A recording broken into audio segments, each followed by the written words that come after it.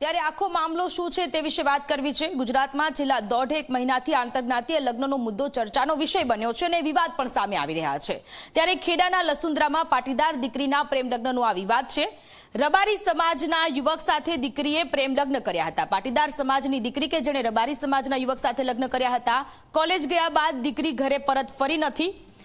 માતાએ આજીજી કરતો video social મીડિયામાં મૂક્યો હતો। કિંજલ રબારી કે જે પરત આવી ગઈ હતી એ પછી પાટીદાર સમાજની આ માતા કે જેણે એક સોશિયલ મીડિયામાં વિડીયો મૂક્યો હતો અને દીકરીને પરત આપવામાં આવે, પરત લાવવામાં આવે તે પ્રકારની માંગ કરી હતી।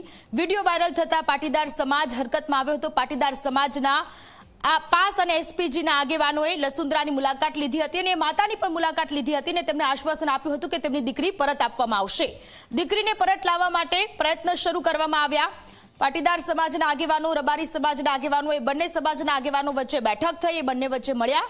દીકરીને બળજબરીથી ભગાડ્યાનો આરોપ લગાવવામાં આવ્યો છે, કારણ કે છેલ્લા 15 દિવસથી આખો મામલો આ સામે આવ્યો ત્યારથી લઈને દીકરીને મળવા માટેના હવાતિયા પાટીદાર સમાજ દ્વારા હત્યા અને ખંડણીની પોલીસ ફરિયાદ નોંધવા માટેની પણ માંગ છે, કારણ કે દીકરીનો કોઈ અતોપતો નથી, દીકરી ક્યાં છે, દીકરીને રજૂ કરવામાં નથી આવતી।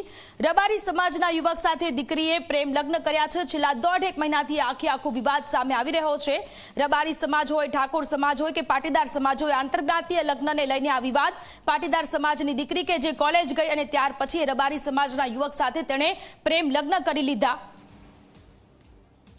અને એ પછીનો આખો આ વિવાદ સામે આવી રહ્યો છે। પાટીદાર સમાજ કે જે દીકરીને પરત લાવવા માટેના પ્રયત્ન કરી રહ્યું છે। બેઠક મળી હતી અને રબારી સમાજના આગેવાનો સાથે પણ બેઠક મળી। એમાં પણ એવું જ કહેવામાં આવ્યું કે રબારી સમાજ કે જે રીતે કહી રહ્યું છે કે કોઈની દીકરી લાવવી નહીં, કોઈ સમાજની દીકરી લાવવી નહીં, તો પછી પાટીદાર સમાજની દીકરી પરત આપવામાં આવે પ્રકારની માંગ આગેવાનો।